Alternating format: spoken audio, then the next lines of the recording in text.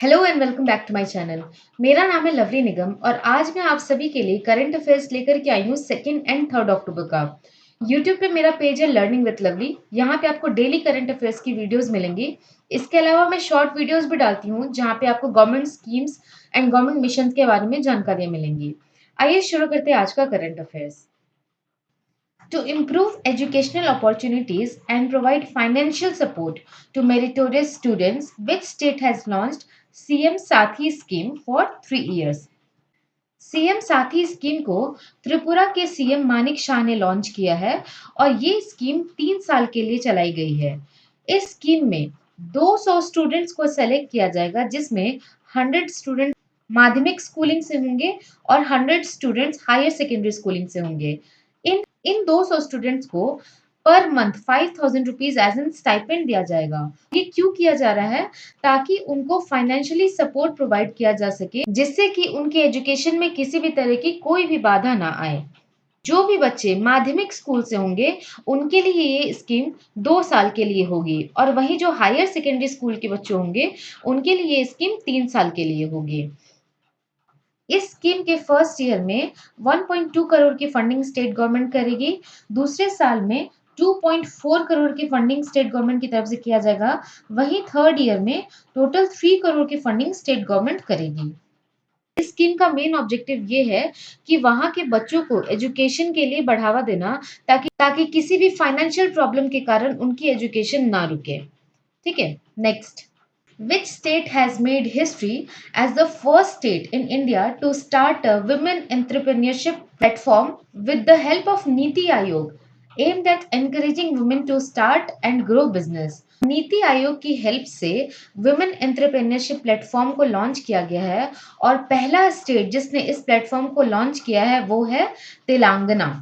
तेलंगाना, जैसे कि नाम से ही पता चल रहा है, विमेन एंटरप्रेन्योर्स को बढ़ावा देने के लिए ताकि वो बिजनेस कर सके और जो भी उनके बिजनेस उनको ग्रो कर सके और अपनी एक अलग पहचान बना सके, इसके लिए ये प्लेटफॉर्म को लॉन्च किया गया है। इस प्लेटफॉर्म के तहत उनको डिफरेंट डिफरेंट रिसोर्सेस प्रोवाइड किए जाएंगे, टूल्स प्रोवाइड किए जाएंगे, टेक्नोलॉजी के बारे में बताया जाएगा, कनेक्शंस प्रोवाइड किया जाएगा जिसके साथ मिल करके वो अपने बिजनेस को ग्रो कर सकती हैं। तो ये फर्स्ट इनिशिएटिव लिया गया है तेलंगाना गवर्नमेंट की तरफ से। तेलंगाना गवर्नमेंट की तरफ से ये भी प्लान है कि फ्यूचर में इसको T2 and T3 tyre 1 tyre 2 and tyre 3 cities में भी इम्प्लीमेंट किया जाएगा। इस प्लेटफॉर्म के साथ साथ we bridge we bridge initiative को भी लॉन्च किया गया है ताकि जितने भी विमेन एंटरप्रेन्योर्स हैं उनको फंडिंग प्रोवाइड की जा सके एंड नेटवर्किंग प्रोवाइड की जा सके जिससे कि उनको बिजनेस ग्रो करने में हेल्प मिल सके। नीति आयोग के सीईओ हैं बी वी आर सुब्रमण्यम और इन्होंने ही इस स्कीम को लॉन्च किया है। Next, third anniversary of Ayushman Bharat digital mission has been observed. This scheme has been launched by which government authority?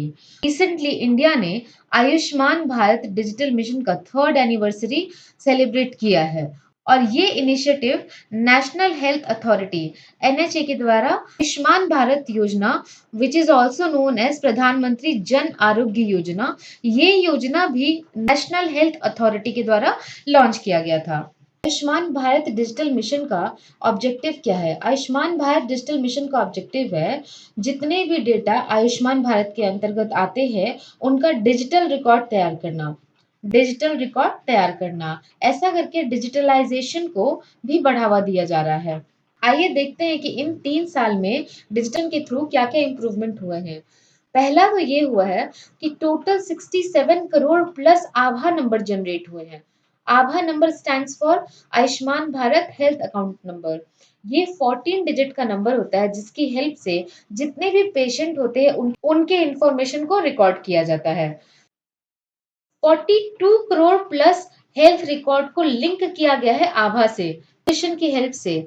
Minimum 60 crore जो डॉक्टर एंड नर्स हैं उनके भी इंफॉर्मेशन को डिजिटल किया गया है, उनके भी इंफॉर्मेशन को रिकॉर्ड किया गया है। सो बेसिकली इस मिशन का मेन ऑब्जेक्टिव क्या था? जितने भी इंफॉर्मेशन है उनको डिजिटल किया जा सके, डिजिटल भारत को बढ़ावा देने के लिए। Which ministry of the government of India is the nodal ministry for धरती आबा जनजातीय ग्राम उत्कर्ष अभियान and Eklavya model residential school. 2 अक्टूबर महात्मा गांधी के जन्म दिवस के अवसर पे प्रधानमंत्री नरेंद्र मोदी ने अप्रोक्सीमेटली 82,000 करोड़ का प्रोजेक्ट साइन किया है हजारीबाग झारखंड में। पहला प्रोजेक्ट है धरती आबा जनजातीय ग्राम उत्कर्ष अभियान, ये टोटल 79,000 का प्रोजेक्ट है। और दूसरा जो एकलव्य मॉडल रेसिडेंशियल स्कूल है, ये टोटल 2,800 करोड़ का प्रोजेक्ट है। धरती आबा जनजातीय ग्राम उत्कर्ष अभियान 63,000 ट्राइबल विलेजेस में लॉन्च किए जाएंगे, जो कि 550 डिस्ट्रिक्ट 550 डिस्ट्रिक्ट्स में होंगे अक्रॉस 30 स्टेट्स एंड यूटी। इस अभियान की हेल्प से वहां जितने भी जनजातीय लोग हैं या ट्राइबल्स लोग हैं, उनको health care benefit, infrastructure benefit, education facility provide की जाएगी। एकलव्य मॉडल रेसिडेंशियल स्कूल को इनॉग्रेट करने में टोटल 2,800 करोड़ का इन्वेस्टमेंट होगा और minimum 40 Eklavya model residential school को भी वहां पे स्टार्ट किया जाएगा फॉर ट्राइबल्स। जितने भी ट्राइबल्स लोग हैं उनको एजुकेशन प्रोवाइड करने के लिए एकलव्य मॉडल रेसिडेंशियल स्कूल को भी लॉन्च किया जाएगा। किस मिनिस्ट्री के अंदर किया गया है? तो ministry for tribal affairs, ministry of tribal affairs. Who among the following has been given additional charge of governor of Mizoram? तो मिजोरम के जो गवर्नर थे डॉक्टर हरि बाबू, ये मेडिकल इमरजेंसी के कारण लीव पर चल रहे हैं, तो इनकी जगह एडिशनल चार्ज दिया गया है त्रिपुरा के करंट गवर्नर को, जो कि हैं इंद्रसेन रेड्डी नल्लू। तो ये भी ध्यान रखिएगा। Next, to enhance connectivity, boosting economic growth and elevating the overall quality of life, Power Finance Corporation (PFC) under Ministry of Power granted loan of how much amount to Mumbai Metropolitan Region Development Authority (MMRDA)?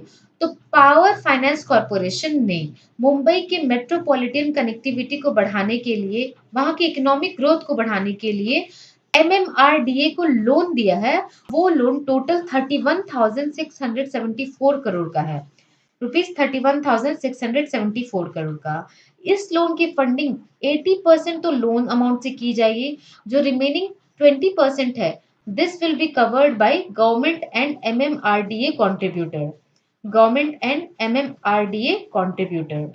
ये जो loan approve हुआ है, ये total 9 projects के लिए approve हुआ है और अकेले 15,000 करोड़ को Thane Borivali twin tunnel project के लिए दिया जाएगा और रिमेनिंग जो 16,000 करोड़ बचे हैं, उनको बाकी के जो 8 प्रोजेक्ट्स हैं उनके ऊपर खर्च किए जाएंगे। ये 8 प्रोजेक्ट जैसे extension of eastern freeway, construction of Thane coastal road, NH4 highway का डेवलपमेंट करना and construct several creek bridges, छोटे छोटे ब्रिजेस का निर्माण करना।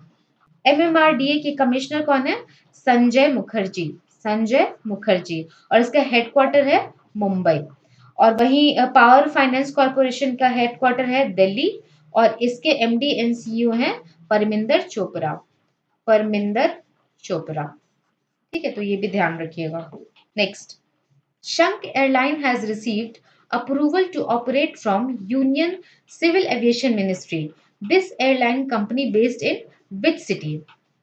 तो शंख एयरलाइन को अप्रूवल मिल गया है यूनियन सिविल एविएशन मिनिस्ट्री से कि वो अपने ऑपरेशन को कंडक्ट कर सकते हैं। और this airline company owned by शंख एविएशन प्राइवेट लिमिटेड, शंख एविएशन प्राइवेट लिमिटेड। और ये कंपनी कहाँ पे बेस्ड है? तो ये बेस्ड है लखनऊ में। Lucknow is the right answer.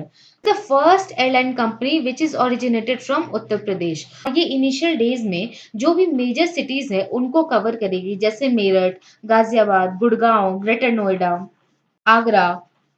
Who is the founder of Shankh aviation?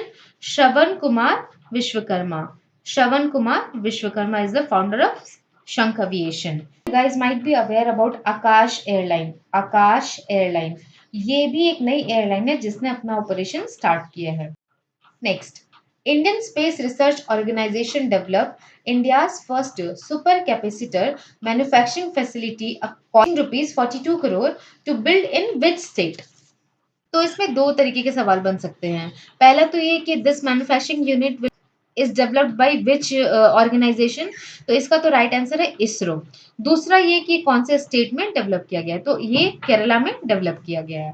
Kerala के केल्ट्रॉन कॉम्प्लेक्स लिमिटेड, KCCL, जो कि कहाँ पे है? कन्नूर में, कन्नूर में है। ठीक है। इस सुपर कैपेसिटर मैन्युफैक्चरिंग यूनिट की हेल्प से इलेक्ट्रॉनिक सेक्टर को मजबूत बनाया जा सकता है। These supercapacitor devices can store and release energy very quickly. So we can use this supercapacitor in space mission, defense sector, e-vehicle, automotive sector, and aerospace and aerospace sector as well. KCCL 1974 में found हुआ था और ये first government owned company है in electronic and IT sector. And KCCL future में plan कर रहा है to provide 2000 super capacitor every day. Okay, तो आज के लिए मेरे पास इतना ही करंट अफेयर्स था। अगर आपको मेरा वीडियो अच्छा लगा तो मेरे वीडियो को लाइक कीजिए, शेयर कीजिए और मेरे चैनल को सब्सक्राइब करना बिल्कुल मत भूलिए। तो मिलते हैं हमारे नेक्स्ट सेशन में, तब तक के लिए have a great day guys.